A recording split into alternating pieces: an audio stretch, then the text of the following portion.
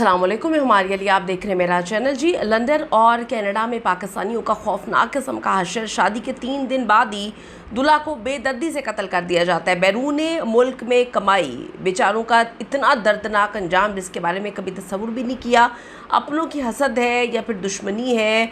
जिस तरह से अली खान को कत्ल किया गया, शादी का घर मातम में किस तरह से तब्दील हुआ। क्या जो पाकिस्तानी है, ओवरसीज़ पाकिस्तानी बैरून ममालिक में महफूज है।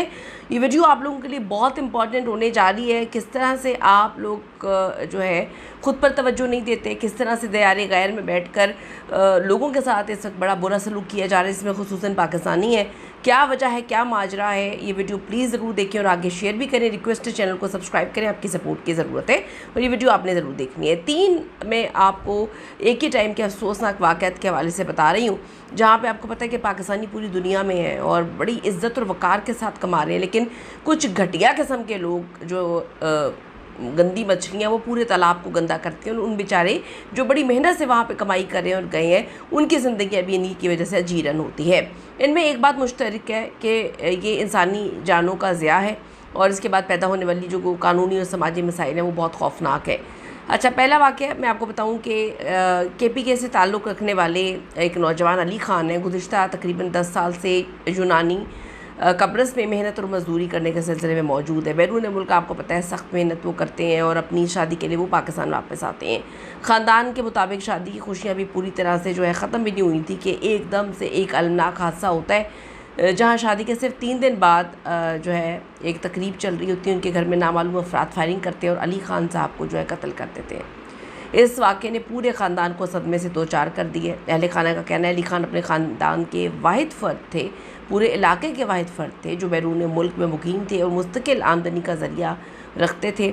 वहाँ पर अच्छे तरीके से कमा रहे थे, पाकिस्तान भेज रहे थे। ज़िंदगी हमारी बड़ी खुशहाल हो रही थी, हम बड़े खुश थे, ज़िंदगी बड़ी सुकून में थी। पूरे ख़ानदान में कोई भी बंदा जो है वो बाहर के मुल्क में नहीं गया था, ये बेचारा वाहिद गया था। ख़ानदान की जानिब से शुबा ज़ाहिर किया जा रहा है मुमकिन तौर पर यह कत्ल हसद या फिर ज़ाती दुश्मनी का नतीजा हो सकता है। 10-12 साल बाद बेचारा आया, उसकी किसी से क्या ज़ाती दुश्मनी होगी। लेकिन हमारे माशरे में हमें ये समझने की ज़रूरत है कि लोग अपने दुख से गमगीन नहीं हैं, किसी की खुशी से गमगीन है। और ज़्यादातर ओवरसीज़ पाकिस्तानी जब आते हैं अपने मुल्क में, उनसे इतना ज़्यादा जलते हैं कि उनको मार देते हैं। वाक़ई की हतमी वजूहात देखी जा रही है। सोचने की बात यह है कि बेचारा एक नौजवान 10-12 साल बाद ज़िंदगी की नई शुरुआत करने आया था और उसको बड़ी बुरी तरह से कत्ल कर दिया गया। दूसरा अफसोसनाक वाक़या, कनाडा में बड़ी तादाद में पाकिस्तानी मौजूद है। शरीफ रहमान नामी एक रेस्टोरेंट मालिक अपने कारोबार में मसरूफ़ था। बड़े ईमानदारी से कहा जाता है कि अपना कारोबार कर रहे हैं। उनके रेस्टोरेंट में बरतानिया से आने वाले 3 सयाह जो हैं टूरिस्ट खाना खाने जाते हैं।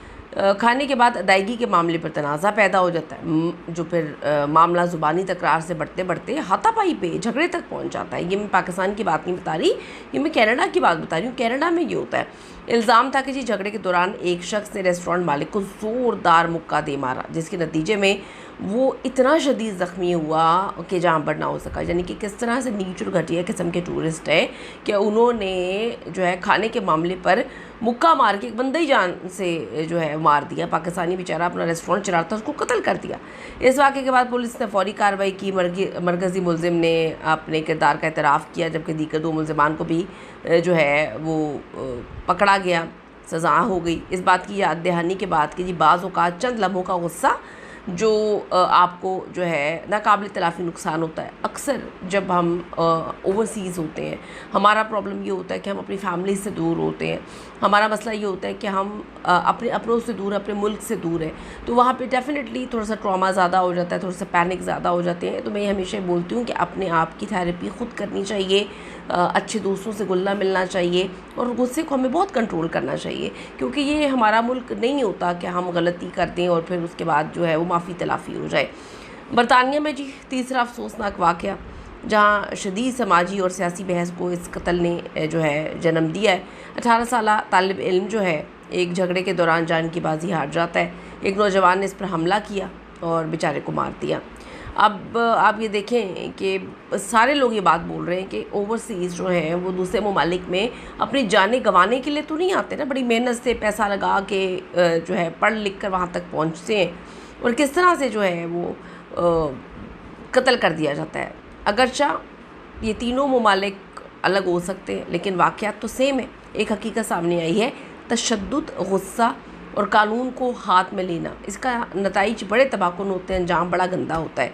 तो खुदा का जो है करम है आप लोगों पे कि आप पाकिस्तान से बाहर हैं। थोड़ा सा अपने पे वर्क करें, थोड़ा सा जज्बात पे कंट्रोल करें, थोड़ा सा सब्र का मुज़ाहरा ज़्यादा करें, क्योंकि अगर सब्र करेंगे आप तो बहुत सारी चीज़ें सेटल डाउन हो जाएंगी। अल्लाह ताला इनको जन्नत में जगह दे, आमीन सुमा आमीन। अपनी कीमती राय ज़रूर दीजिएगा। जो ओवरसीज़ देख रहे हैं अपनी ओपिनियन ज़रूर दीजिएगा ताकि हम किसी की मदद कर सकें। और रिक्वेस्ट है, अगर अभी तक आपने चैनल को सब्सक्राइब नहीं किया कर लीजिएगा, हमारी इससे हौसला अफजाई होती है। अल्लाह ने के बाद